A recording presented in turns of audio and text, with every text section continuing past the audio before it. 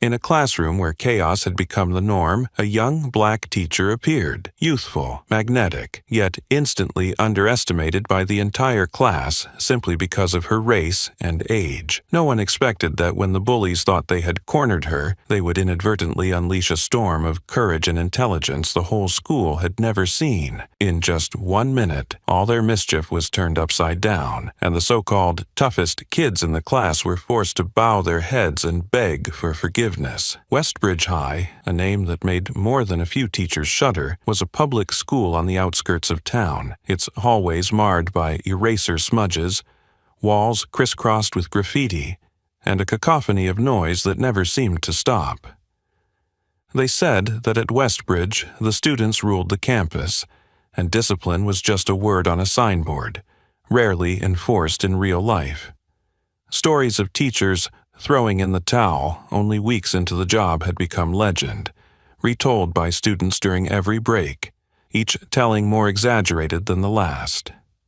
That morning, under a leaden sky, an old bus pulled away from the lot as the small yet resolute figure of Kendra Harris quietly appeared at the school gates. Her navy suit was immaculate, her black curls tied neatly at the nape of her neck, and her face was stern, yet her eyes shone with a warm smile. She walked with steady steps, her flats tapping rhythmically on the cracked concrete. Not once did her pace falter, even as curious and challenging gazes followed her.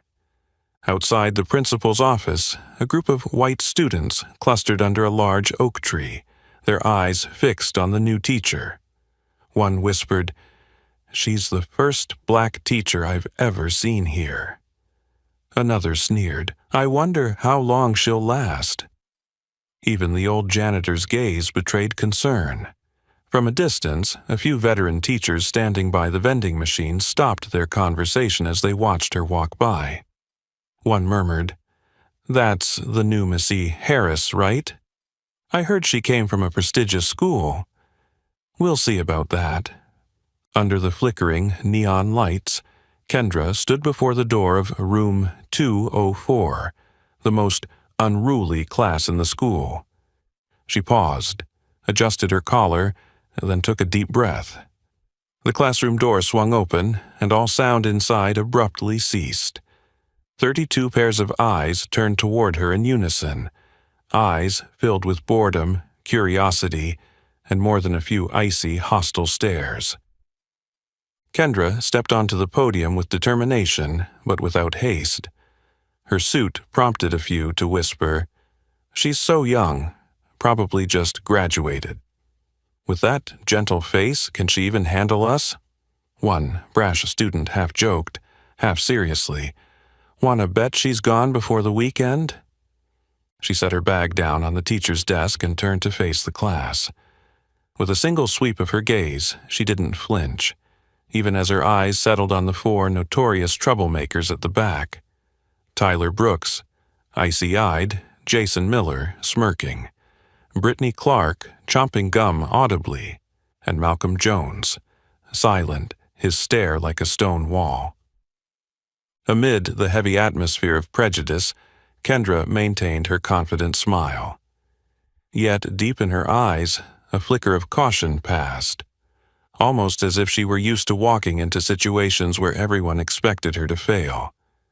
She picked up a piece of chalk and, with calm authority, wrote on the board, "Miss Harris." The white letters stood out against the dull green backdrop, a silent declaration.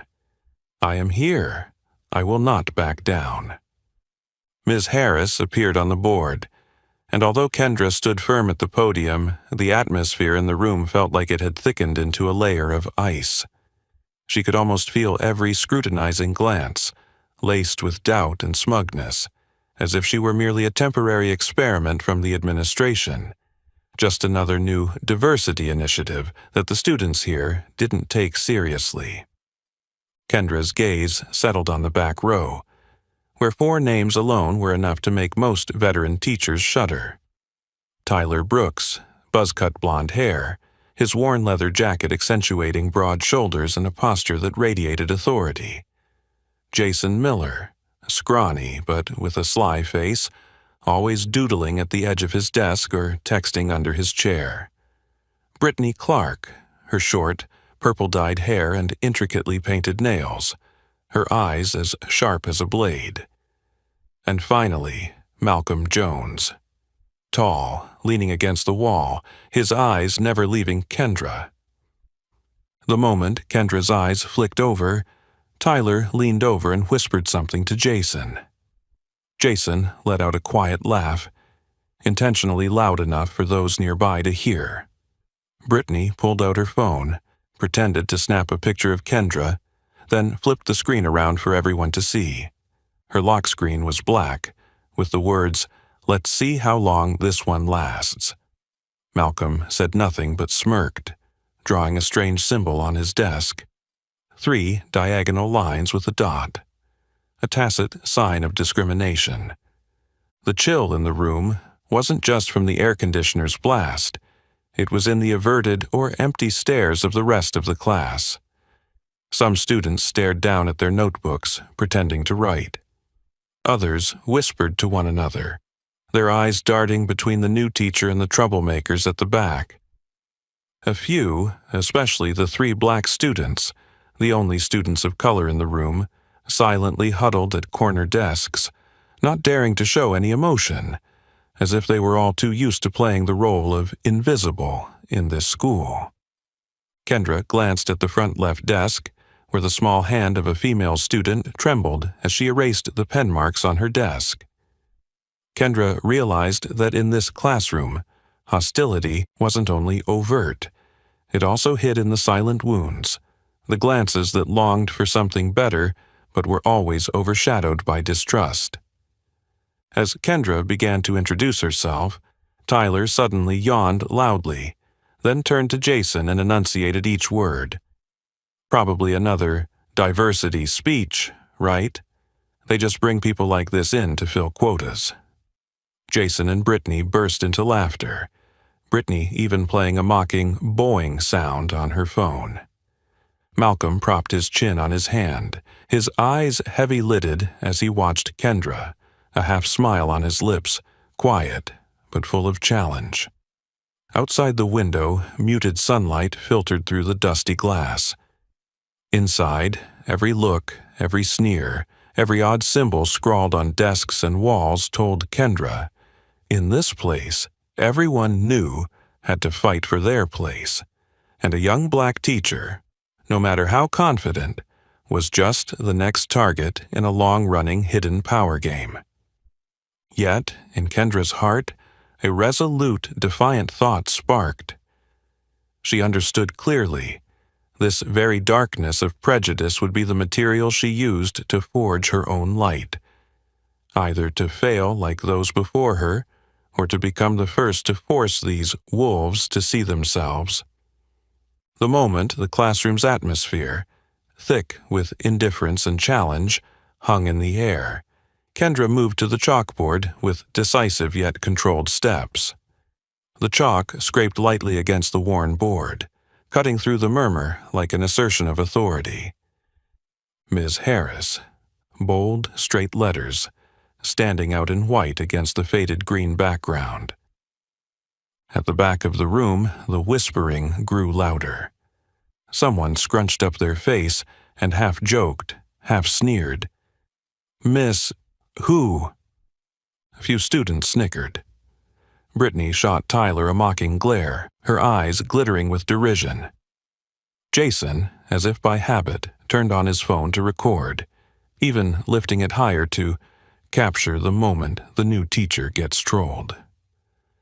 Tyler didn't bother hiding his contempt. He stared at Kendra with icy eyes, his hand scrunching a piece of paper into a paper airplane, never taking his gaze off his new target. For a brief moment, Tyler tilted his head slightly, his lips pressing together like a predator zeroing in on its prey. As soon as Kendra pivoted to face the board, he launched the paper airplane. It zipped past her shoulder and fluttered to the floor. The entire class went silent. Jason laughed loudly, and Brittany aimed her phone right at Kendra, waiting for her to react, Embarrassment, anger, awkwardness, or best of all for them, the first sign of tears. Kendra bent down calmly and picked up the paper airplane.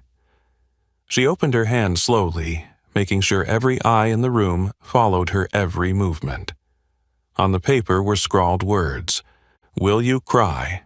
Watch out, we don't like outsiders." The word outsiders was underlined, and beneath it was a small, hateful symbol, Tyler's group's trademark.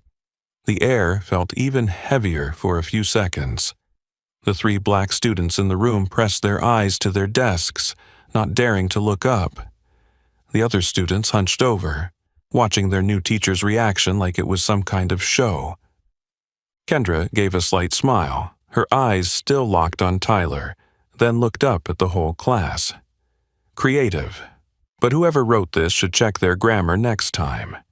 It's "will you cry?" not "ban se kuch chu." We don't mix English and Vietnamese here. Or you could try coming up with something truly original. Her response wasn't brutally cutting, but it was sharp enough to slice through the excitement the bullies felt at having successfully picked on someone. The entire class fell silent. Jason dropped his phone, Brittany bit her lip, and Tyler's brow twitched, just a small sign, but enough for Kendra to know that he hadn't expected her to stay so calm. No one spoke. The silence stretched on, heavy, tense, and pregnant with meaning. Even the ticking of the clock sounded startlingly loud. Tyler glanced at Jason, his eyes conveying, "This game isn't over yet." Kendra placed the paper gently on the teacher's desk, then stepped toward the front row and continued in her measured, composed voice, "We're here to learn together, and I'm not here to run from anyone." At the back of the room, Tyler clenched his fist, his eyes freezing over as though readying himself for a real battle. But the young teacher stood tall and resolute in the midst of the wolf pack, and everyone in the class realized this was not going to be an easy prey to take down.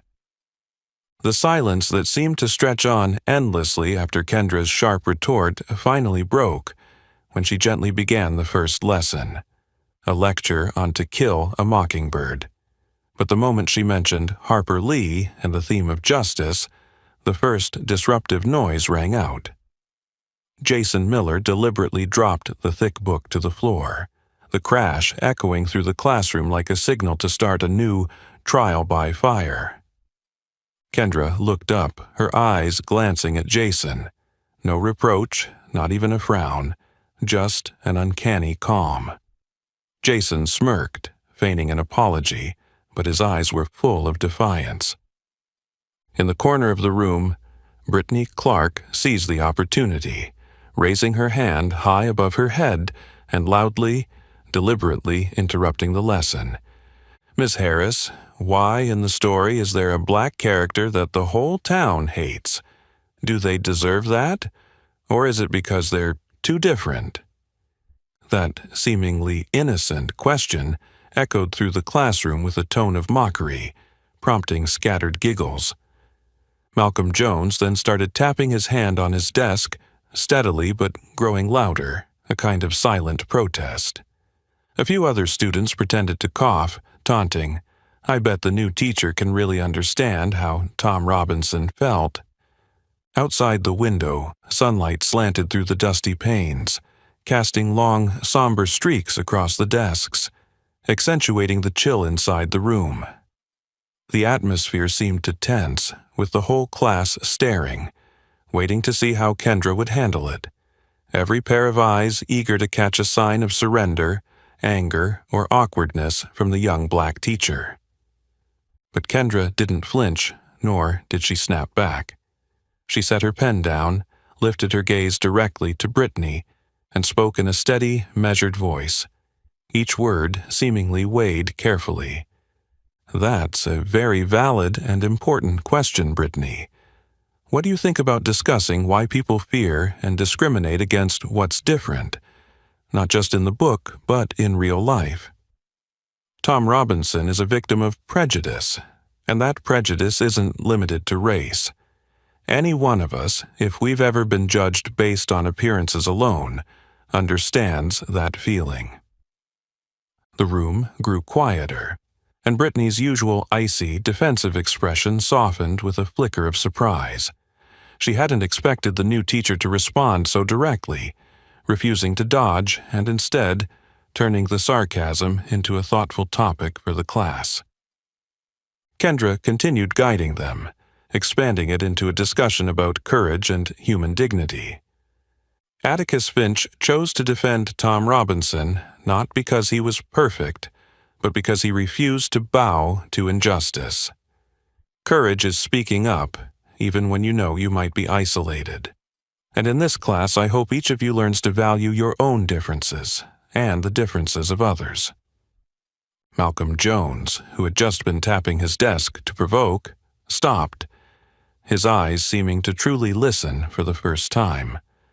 A few students in the front nodded quietly, the classroom's tension easing, though some wariness remained. It's possible that Tyler's group hadn't given up entirely, but Kendra's poised, empathetic, and unwavering response had sown a seed of doubt in the minds of those who first tried to test her. A sense that this fight wouldn't be as easy as before. The silence that followed the sharp-skinned jab from Kendra lasted only one night. By the start of the second day, the quiet undercurrents of confrontation had snaked their way through the hallway outside room 204. In the teacher's meeting room, Kendra maintained her usual calm as she prepared her lesson plans. None of her veteran colleagues suspected that, just beyond those doors, Tyler's crew had quietly hatched a plot to bring her down. When the bell rang, signaling the start of class, Kendra walked down the long corridor, her suit pressed even more crisply than usual, her gaze resolute, yet carrying a small, genuine anxiety, the kind that comes from growing up in an environment where wariness is the price of survival. She entered the classroom and instantly felt the icy, unusually tense air, as if standing on the edge of a brewing storm. Tyler lounged back in his seat, eyes cold and expectant, as though waiting for a comedy sketch to unfold. Jason kept glancing at his watch, both eager and nervous. Brittany placed her phone on the desk, ready to record every moment, while Malcolm simply folded his arms, eyes locked onto the water bottle waiting on Kendra's desk. Kendra didn't suspect a thing. She set her bag down and greeted the class with her usual smile. As she twisted open the cap of the water bottle, crack, the liquid shot up and splashed over her pristine white blouse. The instant the cap came off, delighted laughter erupted from the back of the classroom. "Welcome to Westbridge, black teacher." "Clean as ever, huh, miss?" Brittany lifted her phone, capturing every expression on Kendra's face. Jason clapped his hands loudly, and Tyler threw his head back, laughing raucously, his laughter dripping with a challenge. "Let's see if you last this time." They weren't done. On Kendra's desk lay a garish, hot pink envelope bearing a crooked scrawl, "To Miss Harris, from a white admirer." Jason shot Brittany a look. They signaled to each other and then burst into laughter. Brittany made it obvious that she wanted to film Kendra holding the envelope, waiting for a humiliating reaction. The atmosphere thickened with their sense of triumph. The other students turned to watch, eyes filled with a mix of curiosity and cruelty, like an audience spectating a stale tragicomedy. Even the 3 black students in the class kept their heads bowed, as if they wished to disappear from everyone's gaze. In that moment, Kendra stood still, soaked, hair plastered to her face, shirt clinging to her skin, yet her eyes showed no tremor. In that brief instant, she let the diabolical laughter of the antagonists wash over her as if it were a final test. A brutal trial of endurance and dignity for someone who'd grown up on the razor's edge of prejudice and strength.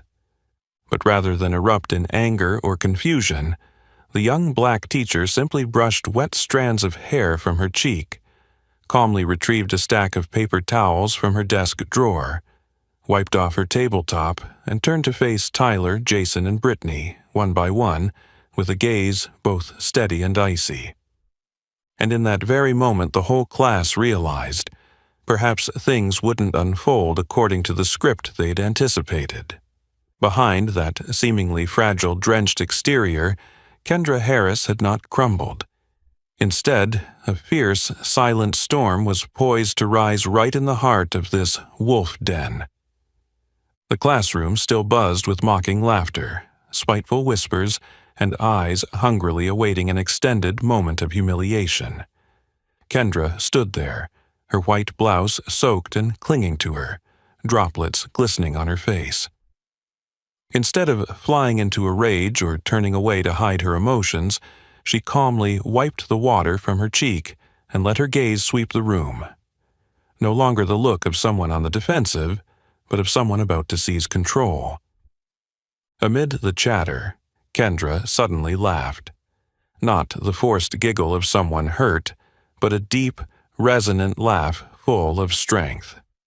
Her laughter echoed through the room, cutting off the fledgling delight in Tyler's crew. Honestly, I have to admit, you guys are pretty thorough, extremely good teamwork.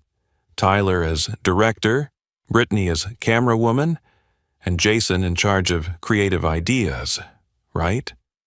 If you applied this level of effort to a group project, this class would shatter Westbridge's record books in no time. Every word was clear and unwavering. As she wiped the water away, she kept smiling and stared directly into Brittany's camera, never flinching. In an instant, the classroom atmosphere flipped. Brittany hesitated, her phone vibrating slightly.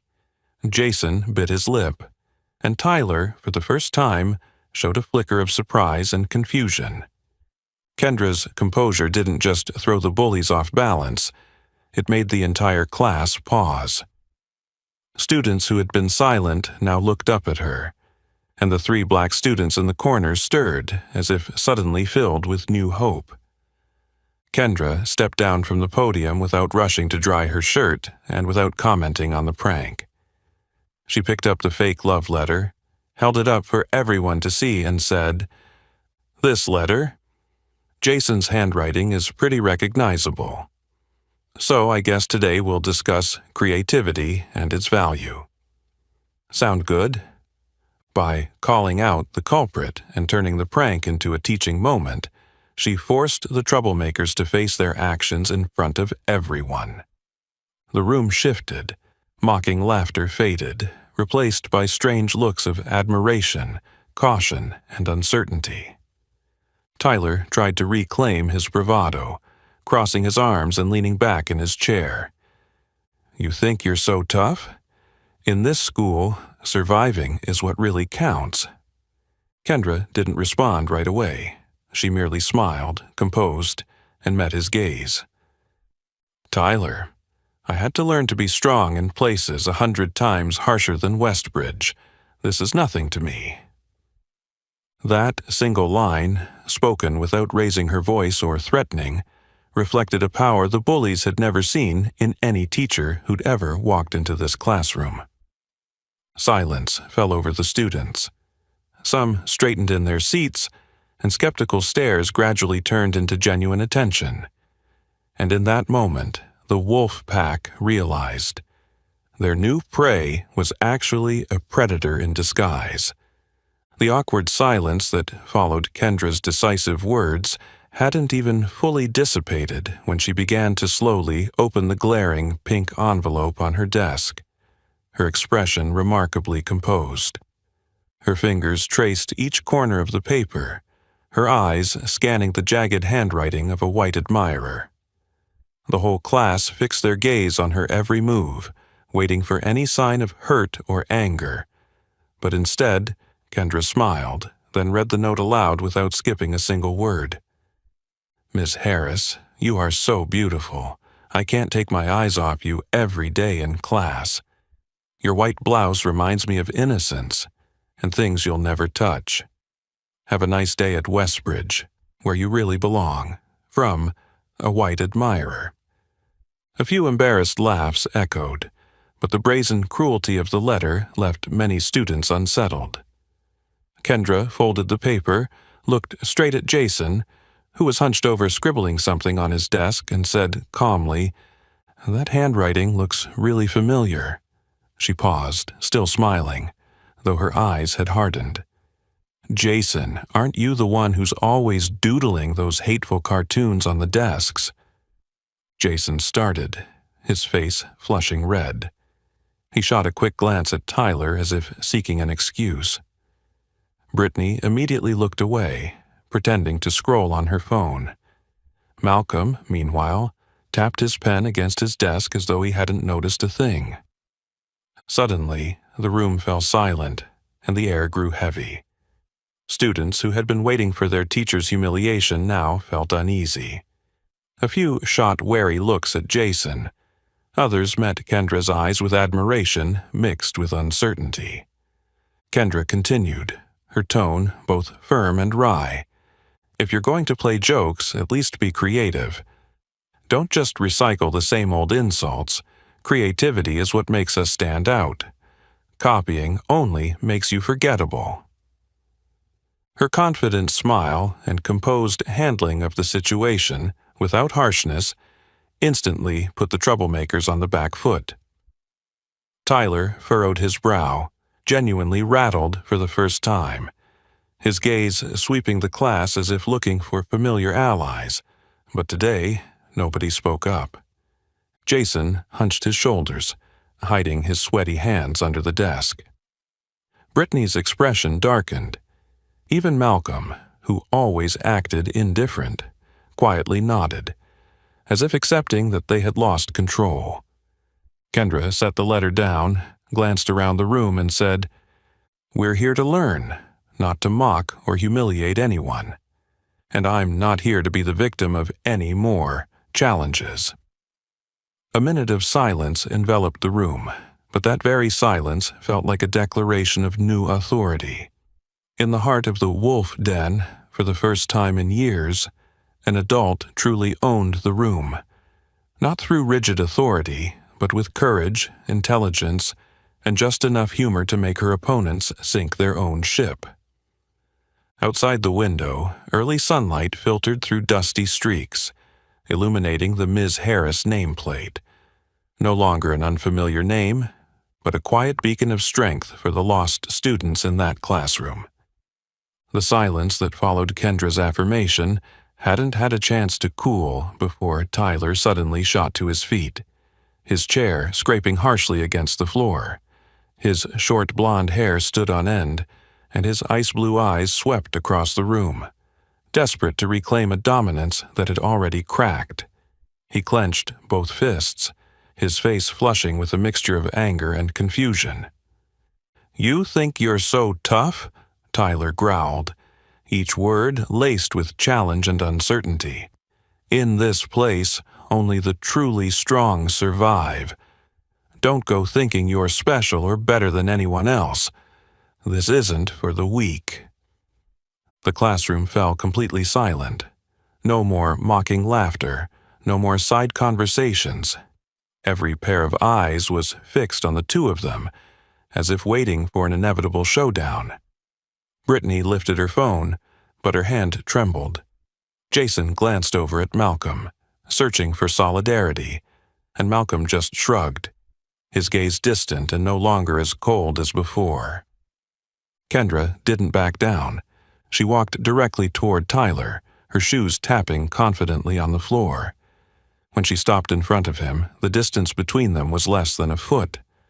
Tyler was tall, his broad shoulders looming, while Kendra, though only shoulder height to him, exuded a presence that made him hesitate for a moment. She locked eyes with Tyler, her voice steady and each word heavy as lead, filling the tense air. "Do you think shouting makes you strong, Tyler? I've lived in places where gunshots ring out outside my window every night, where kids have to learn to shield themselves from racist taunts and contempt, just because of the color of their skin. I learned how to be strong in places where a prank like this means nothing. Kendra's words weren't just for Tyler. They were a declaration to the entire class and to anyone who thought that strength was all about bluffing or overpowering others. Tyler froze, his jaw clenched. His eyes flicked briefly around the room, looking for support. But Brittany bent her head as if absorbed in her phone. Jason stared out the window, and Malcolm exhaled a heavy sigh. None of the wolf pack were willing to back up their leader. Kendra never broke eye contact with Tyler as she took a step forward, her voice calm but resolute. "You think I'm an outsider? Then prove me wrong. Use your intelligence. Use your self-respect, not these childish games. I'm not here for some fake power. I'm here for real change." The class held its breath. Eyes that had once seen Kendra as an adversary now wavered. In the corner, one of the black students finally looked up at her with admiration and gratitude. Tyler's fists stayed clenched, his eyes downcast, more from shame than anger. Even though he struggled to maintain his icy exterior, his power, on that day, was shaken to its core.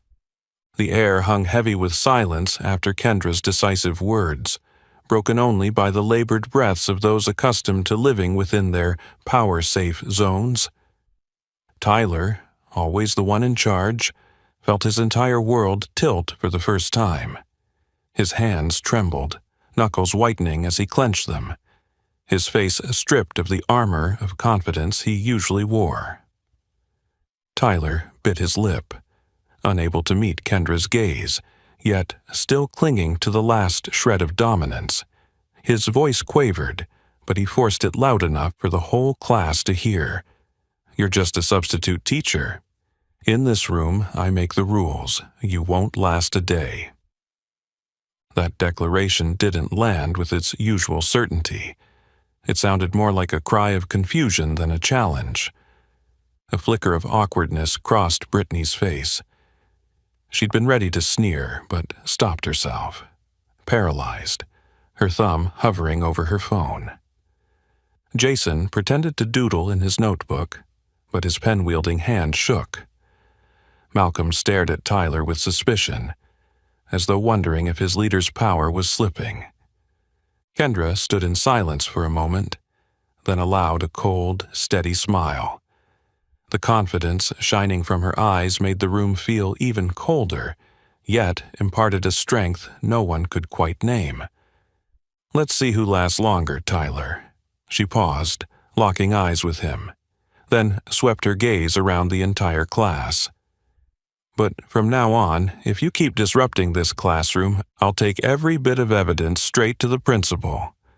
And if you're brave enough, you can find out what it feels like when your classmates turn their backs on you for your own selfishness."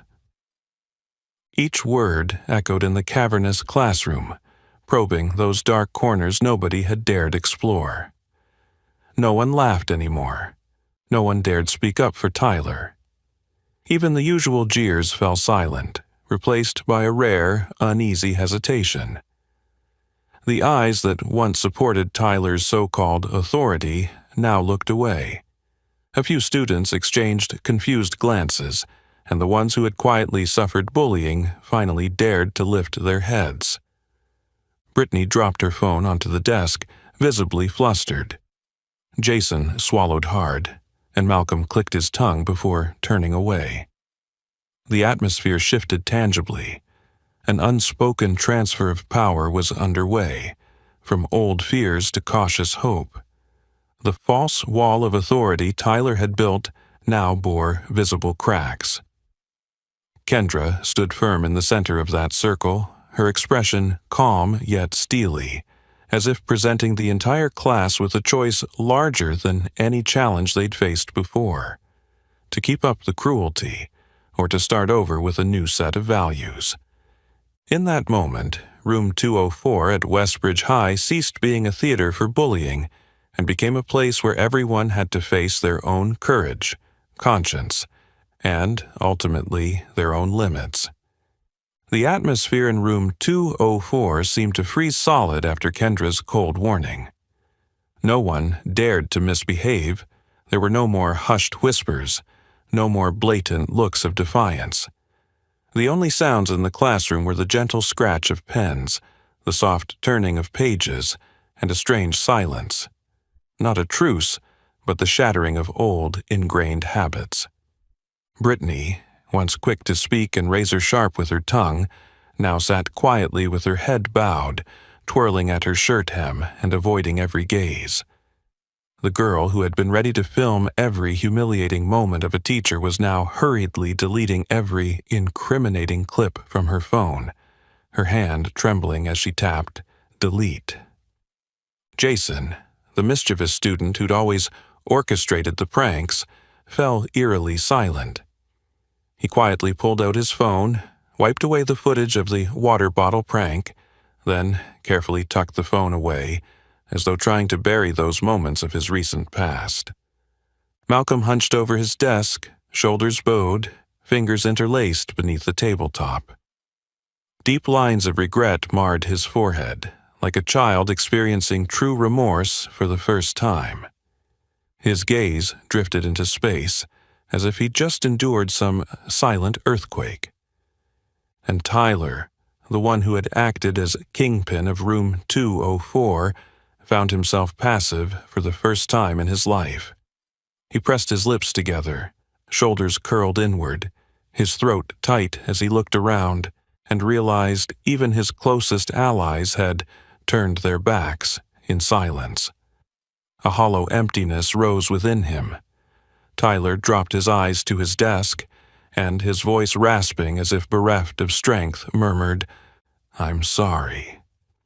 That single, short apology carried enough weight to make the entire classroom exhale in relief, like a storm cloud suddenly dissolving. For the first time, Brittany looked up at Tyler, her eyes filled with surprise and confusion. Jason scooted closer to Malcolm and whispered something, no longer a taunt, but a genuine word of comfort. Kendra didn't gloat, nor did she seize the moment to rub it in or underscore her victory. She simply nodded once, accepting his apology as inevitable, then turned back to the board and continued the lesson in a calm, composed voice, calmer than ever before. Without prompting, each student opened their books and took notes on what had just unfolded, not just on To Kill a Mockingbird, but on self-respect, mutual respect, and the courage it takes to admit wrongdoing. It was as if the class had been cleansed of an old, damp darkness of violence and bullying. The atmosphere shifted palpably. Some of the black students lifted their heads and smiled at Kendra. Those who used to cower, invisible, at the back of the room, now dared to look straight at the very peers who had bullied them.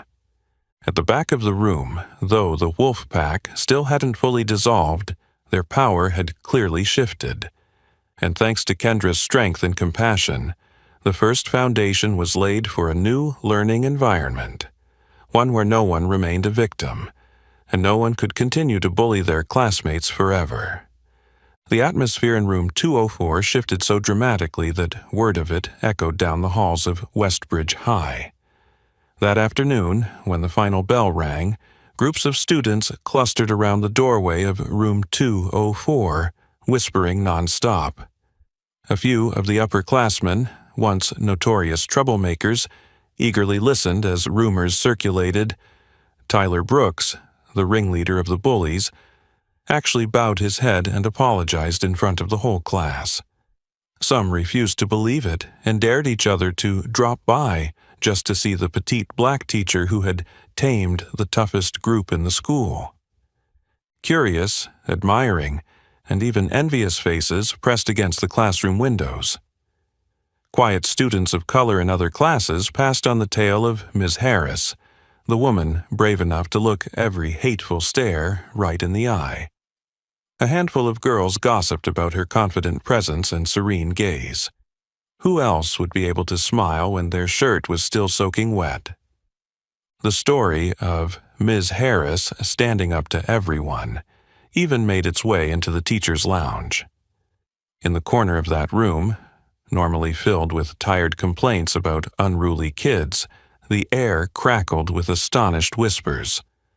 Tyler actually apologized to the entire class? I never imagined anyone could make that boy back down, especially not such a young black teacher. Remember last year when Brittany sneered and some teachers nearly burst into tears? She did what countless white teachers failed to do. Although a few skeptical, jealous, or cautious glances lingered, no one could deny that Kendra Harris's presence had become the hottest topic at Westbridge. When the lunch bell rang, Kendra calmly stacked her lesson plans and headed for the teacher's lounge. Her blouse still bore damp patches, and the hem was barely dry, yet her face showed not a trace of worry. Her gentle smile and clear-eyed calm drew stares from both students and veteran colleagues alike. Walking down the corridor, she caught the silent nods of a small group of students. Among them, the 3 quiet students of color from room 204. In Malik's and Aliyah's smiles, there was a flicker of gratitude. No words were exchanged, but the message had already traveled across the campus. If one person is brave enough to stand up, then those who feel powerless also have reason to hope. Inside the teacher's lounge, a few heads turned toward her. A middle-aged teacher greeted her with a warm smile. "Congratulations, Miss Harris. I heard today you taught the entire school a very important lesson."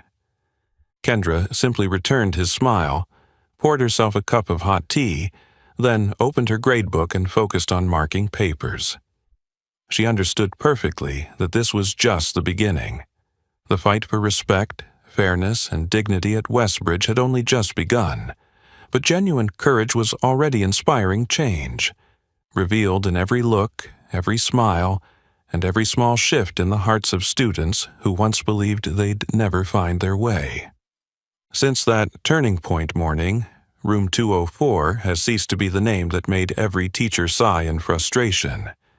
With each passing day, small but steady changes quietly wove their way into every action, every glance, and every word spoken by the students. Changes that began with the very people once considered the school's greatest nightmares. Jason Miller, the skinny kid who always hid behind a facade of cockiness, suddenly started turning in his assignments on time. Instead of sketching mocking caricatures or offensive symbols on his desk, Jason meticulously created illustrations for the textbook topics. When Ms. Harris recognized his genuine talent, she not only encouraged him but also got approval from the faculty to use his drawings as posters for the class literature project. For the first time, Jason didn't hide his smile. His eyes sparkled with a rare pride, and the self-doubt he'd long carried seemed to vanish. Brittany Clark, formerly the queen of bullying with her razor-sharp gaze, had softened considerably. She no longer nitpicked or sneered. Instead, she posed thoughtful questions during discussions. "Miss Harris, why did Atticus Finch choose to defend Tom Robinson even though he knew he would lose? Do you think only someone who's experienced injustice can truly empathize with others?" Not only that, but Brittany would often speak up to defend students of color whenever anyone made a carelessly discriminatory remark. She even pulled a chair next to Malik and Aliyah, listening to their dreams and interests, erasing the old, unspoken boundaries between cliques. Malcolm Jones, the quiet figure at the back of the room, who once seemed indifferent to everything, became someone who surprised the entire class. When Ms. Harris assigned an essay on Atticus Finch, Malcolm turned in a paper longer than anything he'd ever written, candidly sharing his thoughts on fairness and courage. His essay was not only insightful but also carried an unusually heartfelt tone. "I used to think justice was out of reach, but now I understand that sometimes, when just one person dares to speak up at the right moment, everything begins to change." For the first time in his Westbridge career, Malcolm earned the highest grade in the class, and a genuine commendation from his teacher. These transformations didn't only occur within standout individuals. The entire room 204 once seemed trapped in an old suit of armor made of violence, bullying, coldness, and silence. But now it had shed that armor. Students who used to be invisible began to speak up, share their feelings, and actively participate in group activities. What had once been a heavy, tense atmosphere was now buoyant, even punctuated occasionally by genuine laughter, a sound Westbridge had not heard in a long time. At the back desk, Tyler, though not yet fully open, no longer led the mischief. He watched quietly more often than before, and now and then he nodded when Miss Harris taught or when he saw classmates helping one another. Those changes may have seemed small, but they were unmistakable, like a subtle ray of sunlight slipping through a crack, signaling a new era within this group. All of this, though not perfect, stands as living proof of the power of belief, perseverance, and the genuine courage of a teacher who dared to face a wolf pack and transform it into a place where every voice can feel safe. The quiet but unmistakable changes in room 204 spread slowly, like an underground spring, laying the foundation for a truly different school year. Aware that old wounds never heal on their own unless they're addressed, Kendra decided to go even further. She would not only transform the classroom atmosphere but also build a genuine community. She began by holding open discussions on fairness, prejudice, and embracing differences. One day, she gently asked, "Has anyone ever felt treated differently just because of their appearance, skin color, gender, or because their family is different?" At first, the class hung back cautiously, but with Kendra's encouraging gaze and patient persistence, hands slowly started rising. Malik shared how, when he first transferred schools, he felt utterly alone in a classroom full of white students. Aaliyah's eyes filled with tears as she described the whispered comments she heard whenever she walked in wearing her traditional braided hairstyle. Even more surprising was Jason. He, who had once believed himself immune to prejudice, admitted how people looked down on him because his parents worked blue-collar jobs instead of being engineers or lawyers like other kids' parents. Kendra listened to every story without rushing to judge or advise. She only nodded from time to time or asked gentle follow-up questions that encouraged students to dig deeper into their true feelings.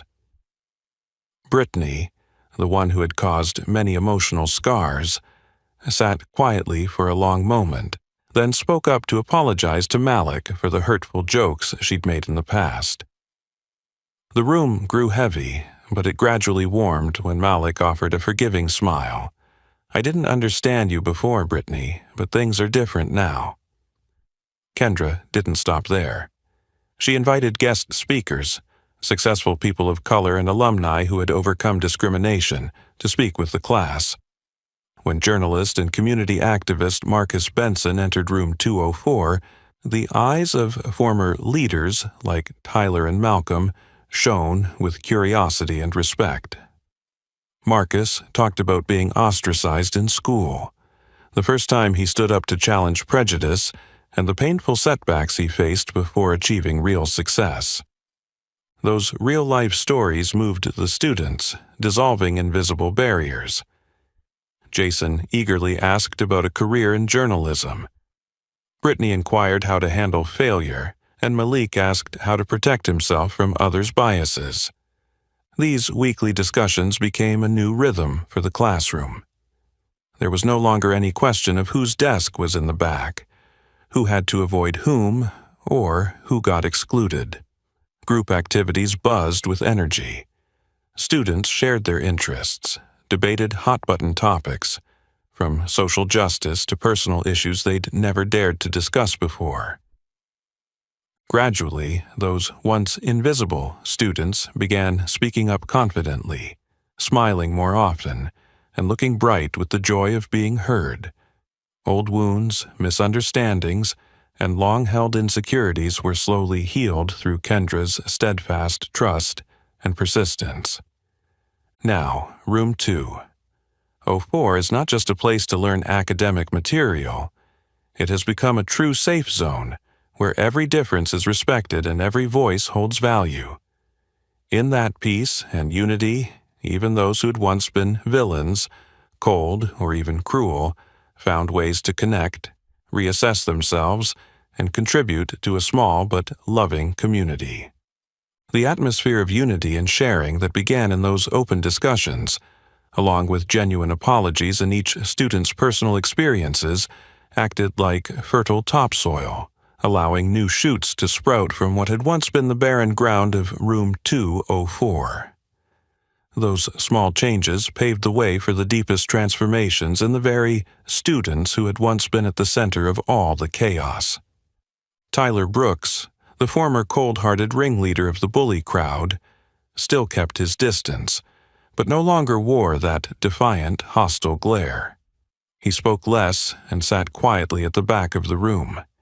Yet, if you watched closely, you'd see him quietly correcting someone's grammar during group work, sharing reference books, or subtly reminding classmates not to interrupt someone more vulnerable. Sometimes he'd do these things without so much as a thank you, and would look embarrassed if anyone noticed, just a casual shrug. But his eyes no longer carried that chill. Jason, who once instigated countless pranks, has now become Ms. Harris's right-hand man on every group project. He took the initiative to design posters, suggested ideas for extracurricular activities, and even spoke up first to defend a fellow student of color when another class made a derogatory remark. Brittany, once the queen of cutting insults, gradually became the one leading discussion groups, listening carefully and steering debates with fair-mindedness. Her once laconic eyes have softened, and she now even apologizes unprompted if she accidentally says something hurtful. Malcolm, the quiet kid, also underwent a remarkable shift. He not only turned in his assignments on time but also volunteered to present in front of the class, giving talks on topics of equity and equality, subjects no one would have guessed he'd taken interest in before. He helped Ms. Harris gather up everyone's opinions and encouraged those who used to remain invisible to speak up. His calm demeanor lent a sense of security to many of the more timid students. The class itself began to look at one another differently. During group work, students started calling each other by name with genuine respect. No more mocking nicknames, no more scribbled hate symbols on desks. The tables that once bore carved gang symbols were now spotless, replaced by colorful cardstock and hand-drawn posters created by students to encourage one another, reminding everyone of kindness and unity. Even during recess, the student groups began to mix together, no longer separated strictly by skin color, background, or personality as before. Jason and Brittany even invited Malik and Aaliyah to join them in outdoor games, something no one would have dared to imagine a few months earlier. This deep transformation didn't happen overnight. It was the result of dozens of tiny moments. A friendly nod, a quiet thank you. Stories truly listened to and understood. Old wounds did not vanish completely, but Room 204 became a place where every student felt respected, protected, and given a chance to step out of their own shadows.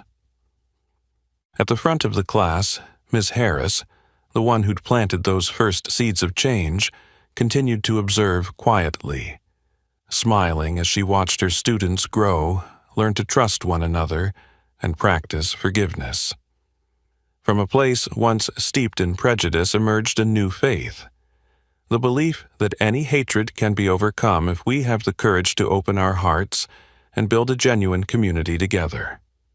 The subtle but steady changes in Room 204, starting with friendly nods, respectful greetings, and calling each other by name, have quietly become a current flowing through the hallways of Westbridge.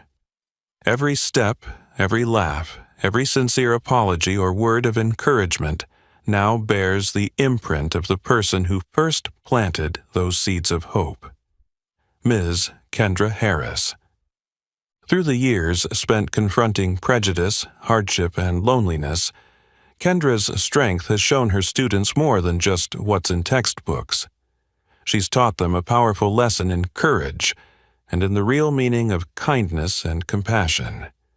Her resilience and emotional intelligence have caused the toughest bullies, Tyler, Brittany, Jason, and Malcolm, not only to lower their heads and apologize, but also to grow each day, learning empathy and how to stand up for those who are more vulnerable. With each passing day, Room 204 has stopped being the wolf pack that made so many teachers cringe, and has instead become a small beacon of light within Westbridge's still dark corners. The old scars of violence, bigotry, and mocking laughter are giving way to new confidence, in themselves, in their community, and in the good that's growing bit by bit through each lesson, each project, each lunchtime conversation. Still, Kendra knows better than anyone that Westbridge won't become a model school overnight. Dark hallways, chaotic corridors, and new challenges still exist. Arguments still flare up, wary glances persist. But even in that imperfection, one thing has changed forever. The students who once cast shadows over Room 204 have become the ones who now actively protect their classmates, spreading positivity to other rooms and other groups. Many of Kendra's fellow teachers, initially skeptical or surprised, have grown to deeply respect her. In the teacher's lounge, praise for the young black educator is no longer rare. Some quietly ask her for advice.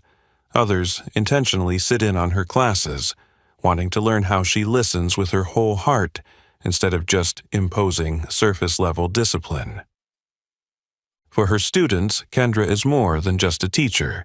She's an inspiration, a symbol of soft power, of courage that confronts and dissolves prejudice. She's living proof that, when driven by compassion, patience, and an unwavering stand against cruelty, even a wolf pack will sit down, listen, and learn to be humane. Years from now, even as she remains at Westbridge, still quietly focused and rarely speaking about herself, every time someone tells the story of a student's transformation, her name comes up. Not as some kind of magic trick, but as a real flame that was lit by her faith and determination. The story of Room 204 and of that young teacher has quietly become living legend. In a place that seemed entirely dark, there will always be someone brave enough to light a spark. Perhaps each of us, whether we were victims, onlookers, or even the villains of schoolyard tales, carries scars or unforgettable lessons within us. Looking back at Kendra Harris's journey and the transformation of Room 204, what do you think is the greatest power that can turn hatred into empathy, that can transform a wolf pack into a safe, caring community? If it were you, would you choose to stand up, to forgive, or simply to walk away quietly? Leave your thoughts, share your experiences, or tell us how you feel in the comments below. Your story might be exactly the encouragement someone needs. If you found this story meaningful, don't forget to hit like, share it with friends, and subscribe so we can follow many more inspiring journeys together.